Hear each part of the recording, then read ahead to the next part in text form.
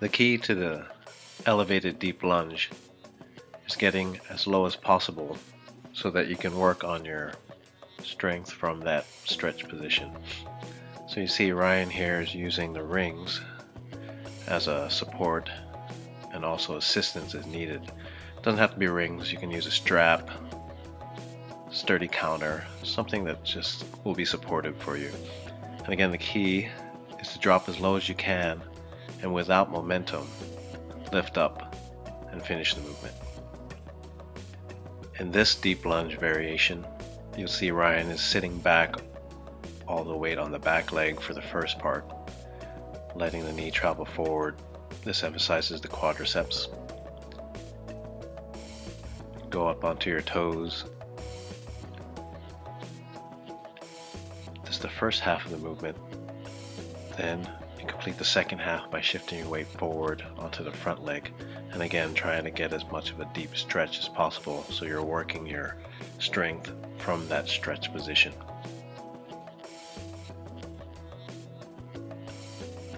The elevated deep lunge is a great exercise to develop strength from an extreme stretch position. In this case, it's hip flexion, so you get a lot of work from your glutes, hamstrings. So make sure to go low as you can and don't use momentum, especially in that first initiation of the movement. In this elevated deep lunge variation, Ryan is cantering forward with his upper body, pushing his back leg backwards. This provides a little bit different stimulation to the muscle. When you have your hips forward, it's a little bit more hamstring. And you're also going to be getting a different kind of stretch through the quads and throughout the hip rotators.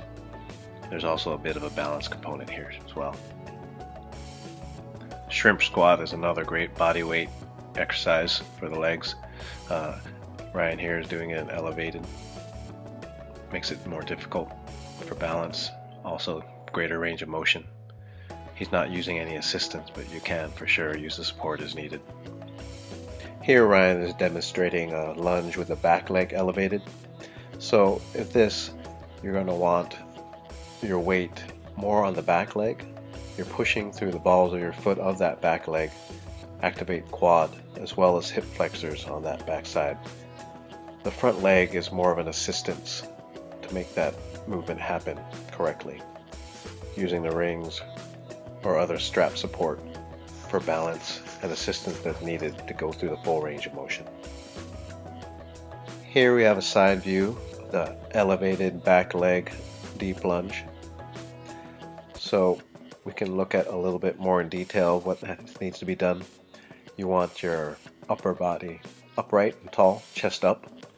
So Ryan has his instep on the back leg on the support, but you can also use the ball of your foot. If you're wearing shoes, that's probably useful. What's happening here is going to use the quads and hip flexors of that back leg very strongly. Front leg is more for support and balance.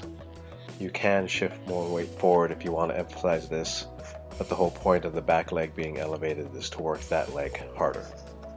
The side leg lunge squat is a great way to work on that straight leg hamstring action and also get some stretch and work in that stretch position for your bent leg. Now using the assistance here, Ryan shows on the rings, you can use a strap or rope or anything like that. This helps you get through a fuller range of motion. What you want to do is, if you have trouble getting all the way down, is don't be afraid to sit back. So sit back and use that support to put your weight as far back as you need to get that full range. Now when you're coming up, you want to not just use the bent leg to push yourself up, but think that you're using your hamstrings of the straight leg to pull yourself up as well. Here we have Ryan showing the variation for the side lunge squat, where your straight leg is elevated on support. If you have the flexibility to do this and the hamstring strength, be careful. Still work on the other assisted normal side lunge squat before you try this. It's a little bit stressful on the attachments if you're not used to it. It's a great variation for getting strength in that stretch range. Again, you can use the support of the rings or strap to help you get through that range of motion and also take away some of the resistance and make it a smooth repetition. Keep your chest upright, sit back.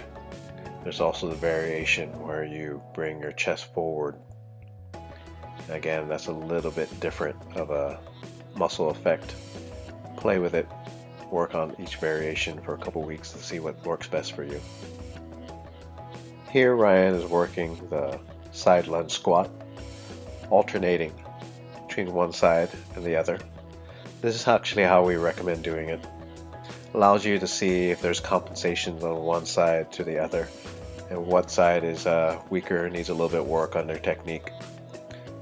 As you shift to one side, roll the other foot upward. Lean forward as you need for your balance. As you get better, you'll be able to keep your chest up.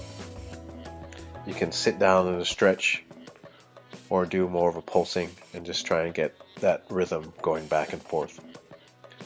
It's a great balance exercise as well. Here's a good angle to show the elevated side lunge squat without support. Notice Ryan's keeping his straight leg straight, leaning forward as he needs to keep his balance, pushing up strongly through the bent leg as well as contracting the hamstrings on the straight supported elevated leg. Might take a rep or two to figure out your distance away from the supporting leg on the ground to the one that's elevated. You have to shift a little bit, find out what works best for you. Again, the whole purpose of this is a full range of motion.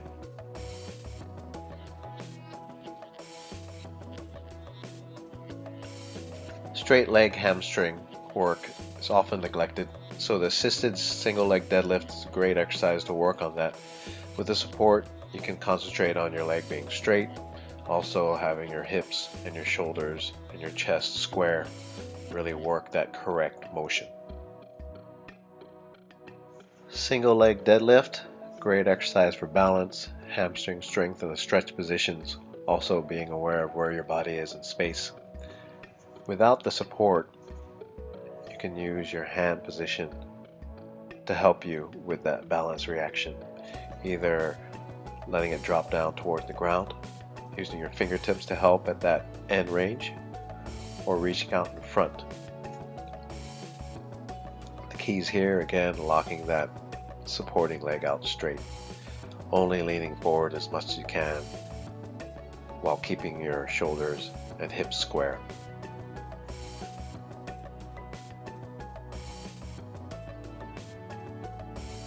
Here's the sissy squat. Love it. Don't worry about people telling you that it ruins your knees. If you have the resistance modulated either through support or how you shift your weight back and forth, it's a great exercise for the quads. Go from a stretch position all the way up. Wonderful exercise for the quads. This variation of the sissy squat, as the other way gets a little bit easier, what you're doing here is you're shifting your weight more to one side than the other. That way you can put a little bit more resistance on each leg. So Ryan, you see here, shifts weight. You can shift weight either on just the positive portion, or you can do both negative, eccentric, and concentric work. Key points on the sissy squat: get your legs going forward, get your shoulders going back, push up off the ball of your feet, and bring your chest up and forward. Box jumps are a great explosive power move for the legs. You're looking on working your squatting position into the jump onto ever increasing heights of a fixed object. This helps in several ways. First, you need to make that jump to get the rep, so there's a little bit of a psychological component there. Also, jumping up onto a fixed height versus jumping and then landing back on the ground is a little less stressful for the knees and joints. Depth jumps are another great exercise, but you have to be a little bit careful about modulating your intensity and how many repetitions you do. The eccentric load can be quite high. Key form points are landing soft, balls of your feet, letting your knees travel forward, pushing the knees outward a bit. Here's a great combination exercise, combining depth jumps and box jumps, one right after the other. You've probably seen this in different plyometric explosive development programs. Wonderful exercise for developing power in the legs. Be careful not to overdo this. It can be quite a load on your system.